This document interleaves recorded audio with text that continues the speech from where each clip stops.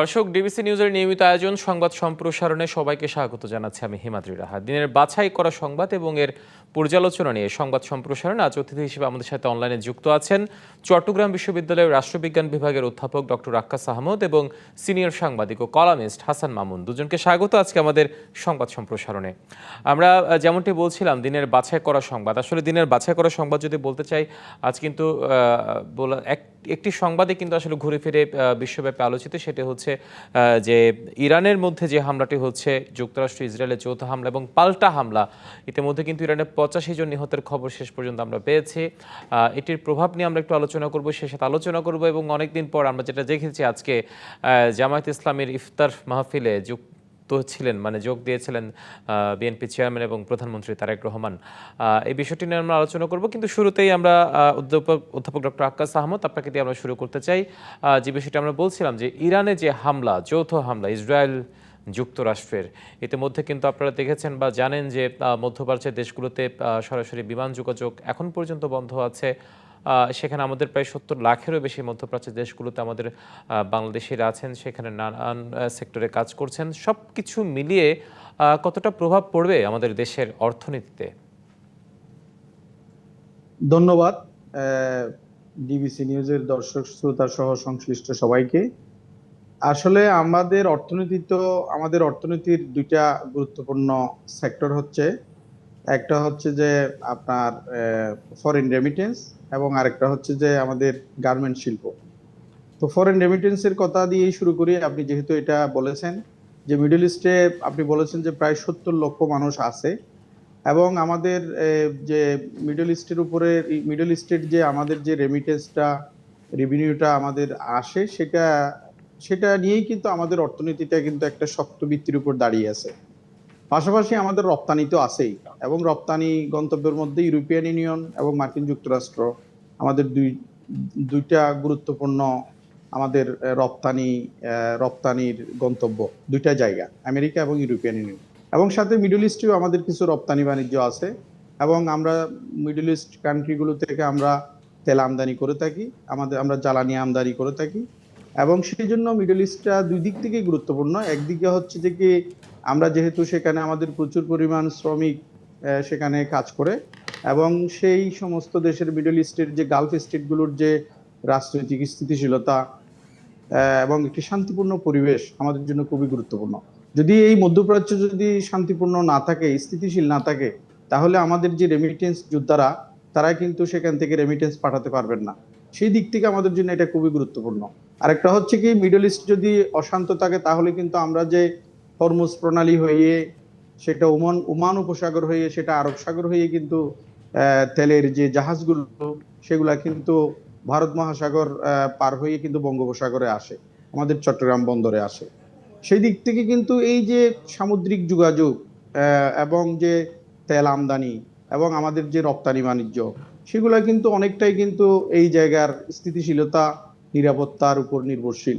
তো আমি বলবো যে এটা সামগ্রিকভাবে আমাদের দেশের অর্থনীতির জন্য একটি বড় ধরনের সমস্যা সৃষ্টি করবে, পাশাপাশি মিডল ইস্টের কান্ট্রিগুলোর জন্য সমস্যা সৃষ্টি করবে, এবং আন্তর্জাতিক বাণিজ্যের ক্ষেত্রে, ইন্টারন্যাশনাল ট্রেডের ক্ষেত্রে একটি বড় ধরনের প্রভাব পড়বে। কারণ আমরা জানি যে এই যে গালফ স্টেট যেগুলো, আরব উপসাগর বলেন বা ফারস্য উপসাগরীয় যে রাষ্ট্রগুলো, সৌদি আরব, কাতার, বাহরাইন, তারপর হচ্ছে কুয়েত, ইরাক, এবং আপনি এদিক থেকে ধরলে আরব আমিরাত এবং ওমান, এই সমস্ত রাষ্ট্রগুলি কিন্তু প্রচুর পরিমাণ তেল রপ্তানি করে থাকে। এবং তেল রপ্তানি যদি বাধাগ্রস্ত হয় এবং হরমুজ প্রণালী যদি বন্ধ হয়ে যায়, তখন কিন্তু আমাদের দেশে জ্বালানি তেলের দাম বৃদ্ধি পাওয়া, বা বিশ্বের অন্যান্য রাষ্ট্র যারা জ্বালানি তেলের উপর নির্ভরশীল, তাদের যদি তেলের যদি সংকট হয়, ইতিমধ্যে মূল্যবৃদ্ধির সংখ্যাটি আসলে করা হচ্ছে। আক্কাস আহমদ, আপনি থাকুন আমাদের সাথে। আমাদের আরেকজন আছেন হাসান মামুন, আপনার কাছে যে প্রশ্নটি রাখতে চাই সেটি হচ্ছে আসলে এই যে হামলার ব্যাপকতা কতটুকু হতে পারে বলে মনে করছেন আপনি, আপনার দীর্ঘদিনের সাংবাদিকতার আলোকে যদি বিশ্লেষণ করতে বলি? আমরা তো এর আগেও ইরানকে ঘিরে কিন্তু একটা যুদ্ধ পরিস্থিতি দেখেছি একাধিকবার সাম্প্রতিককালে, কিন্তু সেটা খুব প্রলম্বিত হয়নি, মানে অল্পের ওপর দিয়ে গেছে। একবার তো আমেরিকা সরাসরি জড়িয়েছিল, আরেকবার পরোক্ষভাবে ইসরায়েল প্রত্যক্ষভাবে জড়িয়েছিল। আহ, তারপর ইরানে একটা রেজিম চেঞ্জের প্রচেষ্টা ছিল মার্কিন যুক্তরাষ্ট্রের তরফ থেকে, এবং সেটা মানে ঘোষণা দিয়েই করার চেষ্টা হয়েছিল। ইরানে একটা বড় ধরনের বিক্ষোভ হয়েছে, গণ অভ্যুত্থানের মতো পরিস্থিতি, বহু লোক নিহত হয়েছে, কিন্তু সেটা ব্যর্থ হয়েছে। কারণ ইরানে কিন্তু ইরান সরকারের এক ধরনের জনভিত্তিও আছে, এবং তারা কিন্তু প্রশাসনিকভাবে শুধু না, তারা তাদের সমর্থক গোষ্ঠী দিয়েও সেই পরিস্থিতি কিন্তু নিয়ন্ত্রণ করেছে। তো এরপরে আমরা দেখলাম যে আমেরিকার সঙ্গে একটা পরমাণু বিষয়ে আলোচনা চলছিল। আলোচনায় এক ধরনের অগ্রগতি হচ্ছিল বলে আমরা শুনছিলাম। এর মধ্যে হঠাৎ করে আবার এই পরিস্থিতি তৈরি হলো। তো এটা আমেরিকা এবং ইসরায়েলের যৌথ হামলা, তার জবাব ইরান দিচ্ছে, এবং জবাব দিতে গিয়ে ইরান কিন্তু গোটা মধ্যপ্রাচ্যকেই জড়িয়ে ফেলেছে যুদ্ধের মধ্যে। মানে উপসাগরীয় দেশগুলোতে যেখানে মার্কিন ঘাঁটি আছে সেগুলো হামলার লক্ষ্যবস্তু হচ্ছে স্বভাবতই। তো হামলা কতখানি সাকসেসফুল হচ্ছে আমরা জানি না, কারণ যুদ্ধে তো সবাই বিজয় দাবি করে। তবে ইরানের ব্যাপক ক্ষয়ক্ষতির খবর আমরা পাচ্ছি। ইরানের ধর্মীয় নেতা আয়াতুল্লাহ খামেনি সাহেব, উনি বেঁচে আছেন কিনা সেই প্রশ্ন উঠেছে এর মধ্যে। তবে তাদের যে বিপ্লবী গার্ডের প্রধান নিহত হয়েছেন। তো ইসরায়েল এবং আমেরিকার সবসময় লক্ষ্য থাকে যে ইরানের যে সফট পাওয়ার, যেগুলো শুধু হার্ড পাওয়ার না, মানে বিজ্ঞানী, পরমাণু বিজ্ঞানী, তারপর হচ্ছে সামরিক কর্মকর্তা, এদেরকে মেধা হতাহত। শক্তি যেগুলো আছে তাদের, হ্যাঁ, হ্যাঁ, ইরান কিন্তু একটা মেধাভিত্তিক সমাজও বটে। মানে মুসলিম সোসাইটি সম্বন্ধে তো ঐতিহ্যগত দিক থেকেও, হ্যাঁ, পশ্চিমাদের ঐতিহাসিক মধ্যে দিক একটা থেকেও। ধারণা আছে যে তাদের শুধু তেল সম্পদ আছে, আর কিছু নাই। এবং তাদের নিজস্ব অর্থনীতি গড়ে তোলার সক্ষমতাও নাই, যে জন্য প্রবাসী শ্রম নির্ভর তারা, ইত্যাদি। এবং তারা প্রযুক্তি বিমুখ, এইসব ধারণা আছে। কিন্তু ইরান সম্পর্কে এটা বলা যাবে না। ইরান ঐতিহ্যগতভাবে, ইরান কিন্তু একটা জ্ঞানভিত্তিক সমাজ। ফলে ইরানকে জ্ঞানের দিক থেকে পঙ্গু করার একটা প্রচেষ্টাও পশ্চিমা এবং ইসরায়েলের তরফ থেকে। ইসরায়েলকে তো পশ্চিমা শক্তিই বলা যায়, যদিও মধ্যপ্রাচ্যে অবস্থিত। তাদেরকে কিন্তু আমেরিকার একটা দূরতম প্রদেশ বলা হয়, আমেরিকারই অঙ্গরাজ্য মনে হয় সব দিক থেকে। তো এখন এই যুদ্ধটা যদি ব্যাপকভাবে ছড়িয়ে পড়ে এবং অন্যান্য পক্ষ জড়িয়ে পড়ে, মানে মার্কিন মিত্র যারা, তারা যদি জড়িয়ে পড়ে, তাহলে তো এটা একটা মানে সর্বমুখী যুদ্ধ হবে। এবং এতে করে আমরা কিন্তু ডিরেক্টলি ক্ষতিগ্রস্ত হয়ে পড়বো, যেটা আমাদের স্যার বলছিলেন যে আমরা তো রেমিটেন্সের উপর অনেকখানি নির্ভরশীল, এবং আমাদের কিন্তু এখন রিজার্ভ পরিস্থিতি বেশ ভালো। তার প্রধানতম কারণ হচ্ছে রেমিটেন্স। রপ্তানি আয় কিন্তু ওইভাবে না। আমি অর্থনীতির ছাত্র হিসেবে যেরকম জানি, রপ্তানি আয় পরিস্থিতি কিন্তু সাম্প্রতিককালে একটু খারাপ, গত কয়েক মাস ধরে। এবং এটার উপর নির্ভর করা কঠিন হচ্ছে নানা কারণে। কিন্তু আমাদের রেমিটেন্স প্রবাহ খুবই ভালো। গণ অভ্যুত্থানের পর থেকে এটা ক্রমেই এটা জোরদার হচ্ছে। রেকর্ড করেছে মাসের পর মাস সেটি। মাসের পর মাস রেকর্ড করেছে, এবং এটা শুধু মিডল ইস্ট থেকে না, পশ্চিমা দেশ থেকেও রেমিটেন্স, হিউজ রেমিটেন্স আসছে। আর আমাদের যেহেতু আমদানি এখন বেশি করতে হচ্ছে না, অর্থনীতি অত গতিশীল হয়নি, সেজন্য রেমিটেন্স ইনফ্লো বেশি হচ্ছে, এবং আমাদের রিজার্ভ বিল্ড আপ হচ্ছে অনেক বেশি। যাই হোক, এটা আমাদের অর্থনীতির একটা শক্তির দিক। দুর্বলতার দিকও আছে।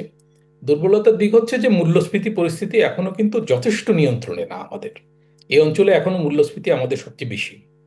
আমাদের সাবেক গভর্নর সাহেব তৎপর ছিলেন মূল্যস্ফীতি কমাতে, এবং উনি সফলও হয়েছিলেন অনেকখানি, কিন্তু আমদানি বাণিজ্যকে মানে যথেষ্ট কমিয়ে যথেষ্ট সেটাকে আসলে সাফল্য করা হয়েছে। যথেষ্ট সাফল্য আসেনি। এখন তেলের বাজার, জ্বালানি তেলের বাজার, এলএনজি বাজার, এবং যেটা আমরা রান্নায় ব্যবহার করি এলপি গ্যাসের বাজার, এটা যদি অস্থিতিশীল হয়, এটা হওয়ার তো চান্স আছে।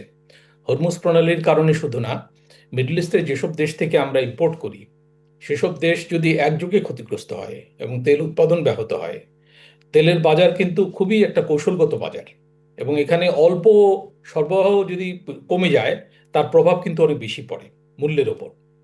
তো এটা যদি হয়, তাহলে কিন্তু আমাদেরকে বেশি দামে, এরই মধ্যে বলা হচ্ছে যে $100 বেশি ছাড়িয়ে যেতে পারে, 105, $110 ব্যারেল প্রতি দাম হতে পারে ক্রুড অয়েলের।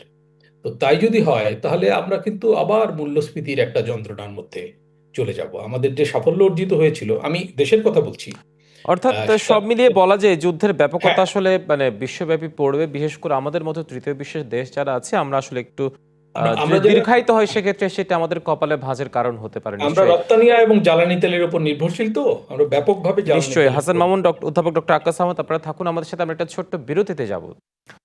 দর্শক, সংবাদ সম্প্রসারণে একটি বিরতির সময় হচ্ছে, ফিরে একটু পরে সঙ্গে থাকুন। বিরতির পর আবারও স্বাগত জানাচ্ছি সংবাদ সম্প্রসারণে। সঙ্গে আছেন চট্টগ্রাম বিশ্ববিদ্যালয়ের রাষ্ট্রবিজ্ঞান বিভাগের অধ্যাপক ডক্টর আক্কাস আহমদ এবং সিনিয়র সাংবাদিক ও কলামিস্ট হাসান মামুন। আমরা ডক্টর আক্কাস আহমদ, আপনাকে দিয়ে বিরতির পর আবারও শুরু করতে চাই। একটু দেশের দিকে আমরা তাকে আজকে দেখলাম যে জামায়াতে ইসলামের ইফতার মাহফিলে যুক্ত হয়েছিলেন, যোগ দিয়েছিলেন বিএনপির চেয়ারম্যান এবং প্রধানমন্ত্রী তারেক রহমান। বলা যায় সাম্প্রতিক সময়ে না, বিগত বছরগুলোর যদি আমরা রাজনৈতিক সৌহার্দের সম্প্রীতির কথা বিবেচনা করি, এটি একটি বিরল ঘটনাও বটে। একজন রাজনীতি বিজ্ঞানের অধ্যাপক হিসেবে বিষয়টিকে কিভাবে মূল্যায়ন করবেন আপনি? ধন্যবাদ। দেখুন, আমাদের দেশের যে আহ, রাজনৈতিক সংস্কৃতি, আমাদের দেশে না, তৃতীয় বিশ্বের উন্নয়নশীল রাষ্ট্রের যে রাজনৈতিক সংস্কৃতি, সেটাকে পেরুকিয়াল পলিটিক্যাল কালচার, সংকীর্ণ রাজনৈতিক সংস্কৃতি বলা হয়।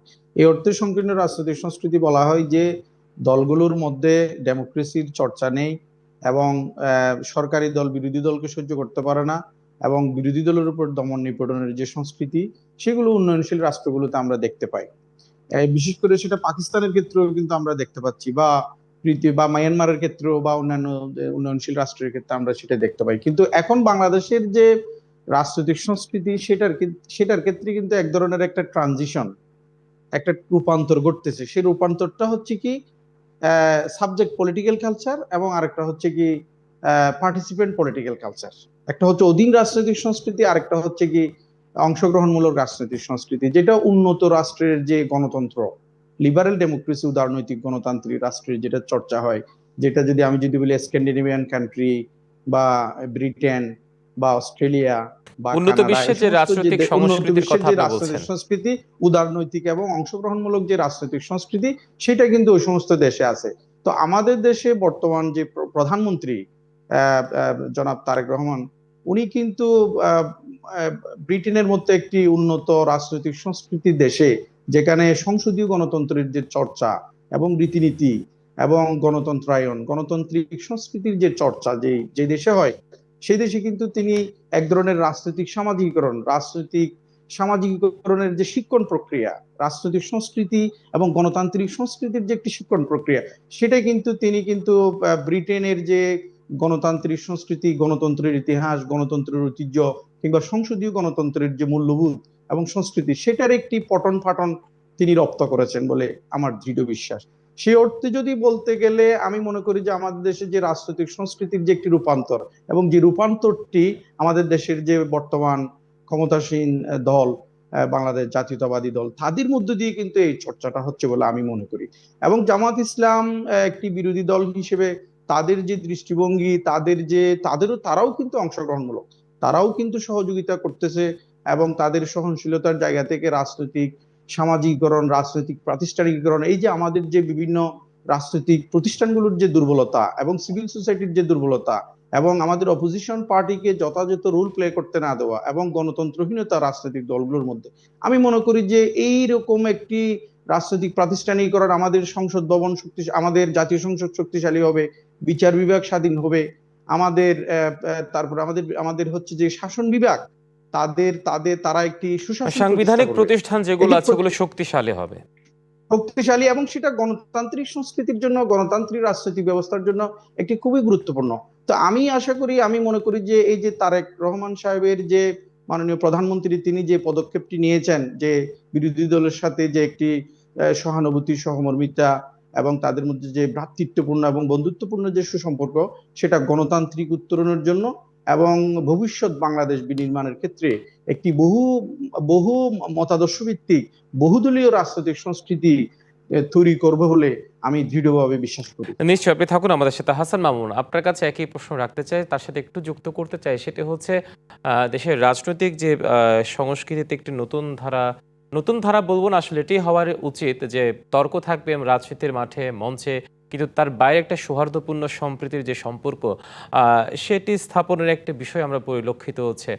তিনি নির্বাচনে জয়লাভ করার পর থেকে তাদের বিরোধী দলের নেতাদের বাসায় যাওয়া এবং আজকে ইফতারে অংশগ্রহণ করা, সবকিছু মিলিয়ে আপনার দীর্ঘদিনের সাংবাদিকতা জীবনের আলোকে যদি ব্যাখ্যা করতে পারি, অতীতে কি এরকম খুব একটা দেখা গেছে কি?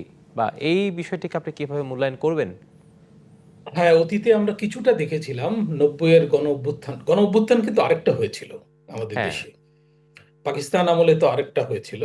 তো পাকিস্তান পর্ব বাদ দিলেও বাংলাদেশ পর্বে গণ অভ্যুত্থান হয়েছিল। সেটা খুব রক্তক্ষয়ী ছিল না, বা ব্যাপকতার দিক থেকে গভীরতার দিক থেকে তুল্য ছিল না। তারপরেও সেটাকে আমরা গণ অভ্যুত্থান বলি। 90-এর গণ অভ্যুত্থান সেটা ছিল সামরিক শাসন থেকে গণতন্ত্রে উত্তরণের জন্য। আর এটা হয়েছে একটা নির্বাচিত ফেসিবাদী সরকার উৎখাতের জন্য। এই সরকার কিন্তু নির্বাচিত ছিল, আওয়ামী লীগ সরকার। হিটলারের সরকার যেমন নির্বাচিত ছিল, মুসলিনের সরকার, স্যার ভালো বলতে পারবেন। তো এই সরকারও কিন্তু নির্বাচিত হয়ে ফেসিবাদী হয়েছে, এবং সংবিধানে সব বিপরীতমুখী সংস্কার করে, পুরো উল্টো দিকে হেঁটে, এবং নির্বাচন ব্যবস্থা ধ্বংস করে ইত্যাদি। তো যাই হোক, আমরা ওই 90-এও কিন্তু একটা তিন জোটের রূপরেখা দেখেছিলাম। সেখানে কিছু অঙ্গীকার ছিল, এবং অঙ্গীকারগুলো গুরুত্বপূর্ণ ছিল। সেগুলো বাস্তবায়িত হয়নি। আমরা 90-এর পরে বেগম জিয়া এবং শেখ হাসিনার যে প্রথম শাসনামল দেখেছিলাম, প্রথম দুটো শাসনামল কিন্তু কম্পারেটিভলি অনেক বেটার ছিল। আমার অভিজ্ঞতা তাই বলে, এবং যারা মানে রাজনীতি পর্যবেক্ষণ করে তারাও স্বীকার করবেন। কিন্তু তাদের দুজনের দ্বিতীয় শাসনামলটাই কিন্তু অপেক্ষাকৃত খারাপ হয়েছে। আমরা ক্রম অবনতির দিকে গেছি, এবং রাজনৈতিক সংস্কৃতিও খারাপ হয়েছে। শেষে তো লগি বৈঠা ইত্যাদি হলো, এবং এর ভেতর দিয়ে 111 হলো, এবং 111ও অনেক প্রত্যাশা জাগিয়েছিল সংস্কার ইত্যাদি ক্ষেত্রে। কিন্তু 111ও ব্যর্থ হয়, কারণ দুই নেত্রীকে জোরপূর্বক মাইনাস করার একটা প্রক্রিয়া ছিল। সেই প্রক্রিয়াতে মিডিয়ার একাংশও কিন্তু যোগদান করেছিল। আমাদের কিন্তু অতীত খুব ভালো না, কলঙ্কজনক অতীত আছে। তো যাই হোক, সেগুলো ব্যর্থ হয়েছে।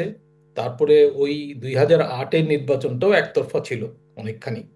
তার ফলাফল বলে দেয় এটা একতরফা নির্বাচন ছিল। যাই হোক, সেই নির্বাচনের পরে যে সংসদ আসে, সেই সংসদেই কিন্তু ওই যে সংশোধনী আনা হয় 2/3 মেজরিটি দিয়ে।